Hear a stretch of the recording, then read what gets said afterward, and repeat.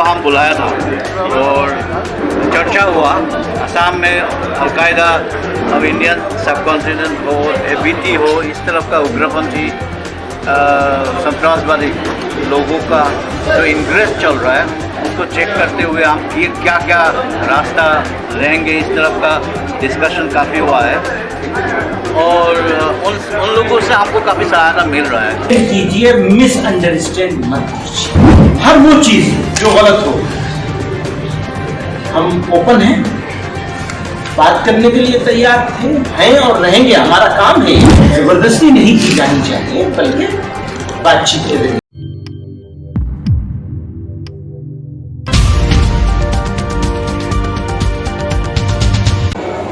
अस्सलामुअलैकुम, आदाब दोस्तों, मैं हूं शम्स सईद और आप देख रहे हैं न्यूज़ हर खबर आप तक। दोस्तों, जिस तरह से मदरसों के ख़िलाफ़ एक महाज छेड़ दिया गया है और चारों तरफ से मदरसों को जो है अपनी कैद और बंदिश में जकड़ने की और अपने रूल रेगुलेशन के अंदर लेने की और उन पर काबू पाने की, काबिज़ होने की जो कोशिशें की जा रही हैं सरकार द्वारा, वो आप सब जानते हैं किस तरह से चारों तरफ से जो है उनको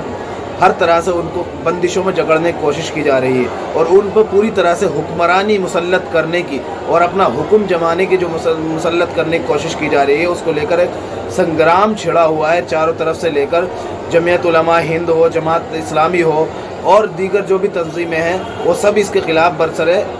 मैदान हैं। और हमने आपको दिखाया कि कल भी किस तरह से जमीयत उलमा हिंद ने सीधे तौर पर यह बात कही कि अगर हुकूमत साथ मिलकर कोई काम करना चाहती है तो कबूल है, वरना ज़बरदस्ती मदरसों पर किसी चीज़ को थोपने की अगर कोशिश की जाएगी तो उसके लिए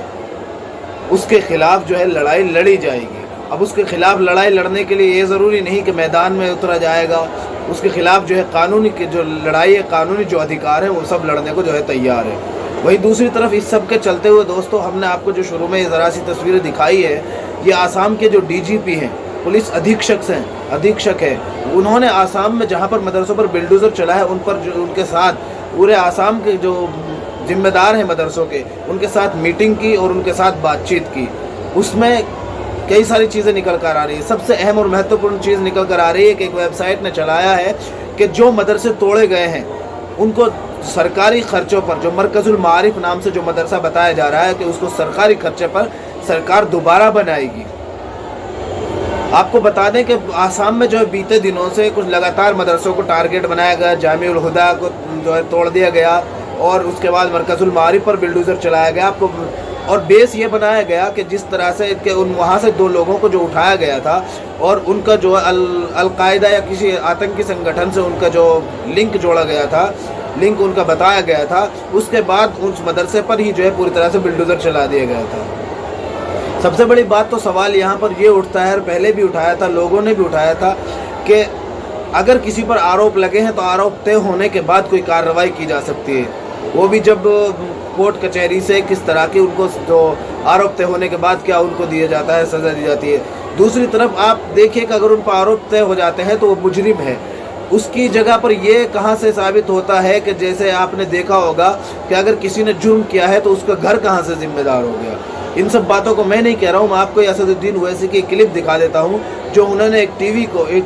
चैनल को इंटरव्यू देते हुए कहा है। आप ये क्लिप देखिए, उसके बाद इसका आगे की बात करते हैं। अध्यापक थे, जो मौलवी थे, उनका एक आतंकी संगठन के साथ संबंध पाया जाता है, उनके ऊपर कार्रवाई होती है, मदरसे को तोड़ा जाता है, तो ये तो कोई गलत नहीं है सर, ये इसको सही मानते हैं आप? अगर आप ये कहेंगे कि आपके चैनल से अगर किसी एक रिपोर्टर का ताल्लुक अल-कायदा से निकल जाएगा और कोर्ट उसको प्रूव नहीं करेगी तो मैं टाइम्स नाउ का स्टूडियो तोड़ दूं आके। दोस्तों, आपने एक क्लिप देखा जिसमें ओवैसी को आपने साफ तौर पर, जब उसने एंकर ने सवाल किया कि जो लोग आतंकी गतिविधियों में मुलव्विस पाए गए हैं तो क्या उनके मदरसों को तोड़ नहीं दिया जाना चाहिए, क्या उनके मदरसों पर बिल्डोज़र चलाना उचित नहीं है? तो उसके बाद ओवैसी ने जो जवाब दिया कि क्या अगर आपके स्टूडियो को किसी आदमी का अलकायदा या किसी आतंकी संगठन से लिंक पाया गया है तो क्या आपके स्टूडियो को तोड़ा जा सकता है? क्या ये दुरुस्त होगा कि कोई भी जो है प्रशासन या जो भी, या मैं आ जाऊं और आपके स्टूडियो को तोड़ दूं? यह कहीं ना कहीं हद तक उचित सवाल है, जिसको लेकर लगातार ओवैसी जगह जगह पर अपनी बात रख रहे हैं और जो है मदरसों का जो एक रिलीजियस एजुकेशन का जो फंडामेंटल राइट है आर्टिकल 13 के तहत इसकी बात कर रहे हैं, आप उसको जो है जगह जगह पर उनके जो बहुत सारे वीडियो क्लिप और इंटरव्यू हैं उनको आप सुन सकते हैं। और उसके साथ साथ ये जो हम वहाँ से निकल कर जो वीडियो आ रही है कि वहाँ पर क्या बातें हुई, क्या बातचीत हुई, ये वहाँ के जो डीजीपी हैं वो अपनी बात रख रहे हैं मीडिया के सामने। आप ये वीडियो सुनिए। धर्मावलंबी का काफ़ी इम्पोर्टेंट लोग गुणी ज्ञानी जन, उनको हम बुलाया था और चर्चा हुआ। असम में अलकायदा, अब इंडियन सब कॉन्टिनेंट हो, एबीटी हो, इस तरफ का उग्रपंथी संतरासवादी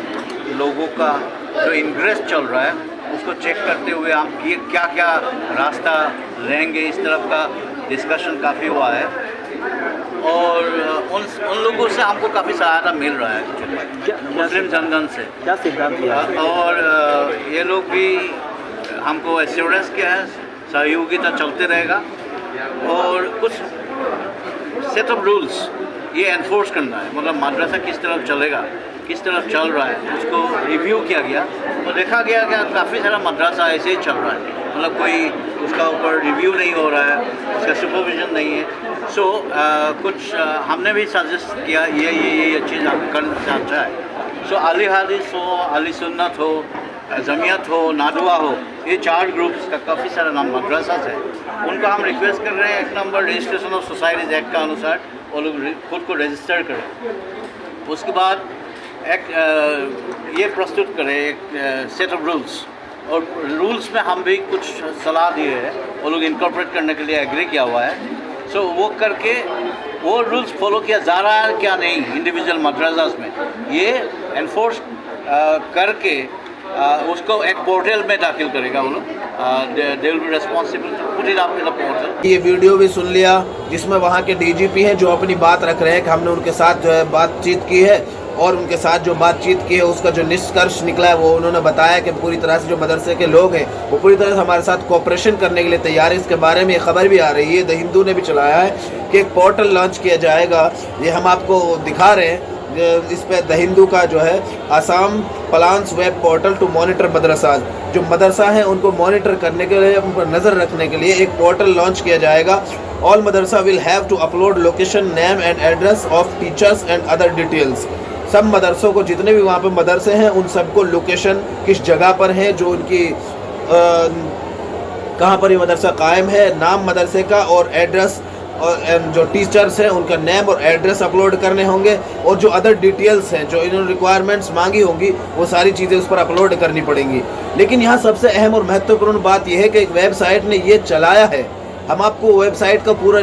जो उसकी जो हेडिंग है वो हम आपको दिखाना चाहते हैं, indian.com के नाम से है, कि उन्होंने ये बात चलाई है साफ तौर पर कि जो है असम में जो मदरसे तोड़े गए हैं उनको फिर से और सरकारी खर्चे पर बनाया जाएगा। ये जो असल में इस मकसद इस खबर का जो है, हेडिंग का जो है,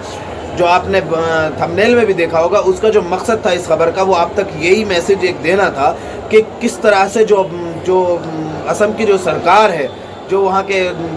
हेमंत बिस्वा जो वहाँ के मुख्यमंत्री हैं उनको घुटने टेकने पड़े हैं, और किस तरह से उनको जो है वहाँ पर ये खबर निकल कर आ रही है कि उनको जो है जो मरकजुल मारिफ जो मदरसा तोड़ा गया था, जिसके बारे में बताया गया था, उनके जो इमाम है उनको जो है आतंकी गतिविधियों में मुलविस बताकर उस मदरसे को जो है पूरी तरह से ध्वस्त कर दिया गया था और उनको जो है ढा दिया गया था। वो वीडियो भी हम आपको दिखा देते हैं, लेकिन उससे पहले आप ये देख लीजिए, हम जो ये india.com के नाम से, नीचे इसमें znewsindia.com लिखा है, इसमें लिखा है कि असम में तोड़े गए मदरसों का सरकारी खर्चों पर फिर से होगा निर्माण। ये बहुत बड़ी खबर है। जिस तरह से मदरसों को लेकर कोहराम मचा हुआ है, ये जो कहीं ना कहीं छिपकर रह गई है ये खबर, लेकिन ये जब ढूंढी तो बड़ी मुश्किल से इसकी ये छोटी सी कटिंग मिली, जिससे आप ये अंदाज़ा कर सकते हैं कि किस तरह से वहाँ पर जो मदरसे चल रहे हैं उनको जो उन पर जो बिल्डोज़र चलाया गया है वो एक दोबारा से उनको नए सिरे से सरकारी खर्चे पर निर्माण करने की जो बात कही जा रही है वो इस खबर के बेस पर की जा रही है। अब इसमें कितनी सच्चाई है, ये पूरा जो है ये खबर का जो है ये खबर है ये खुल नहीं पा रही है, पता नहीं इसमें शायद कोई एरर है, लेकिन दोस्तों ये हेडिंग बता रही है, साफ तौर पर दर्शा रही है कि जो मदरसे वहाँ पर गिराए गए हैं उनका जो है दोबारा से निर्माण कराया जाएगा। अब आपको उन मदरसों की एक तस्वीरें दिखा देते हैं जिस वक्त उनको ढाया जा रहा था, आपकी याद जो है एक दहानी के लिए कि वो कौन कौन से मदरसे गिराए गए हैं।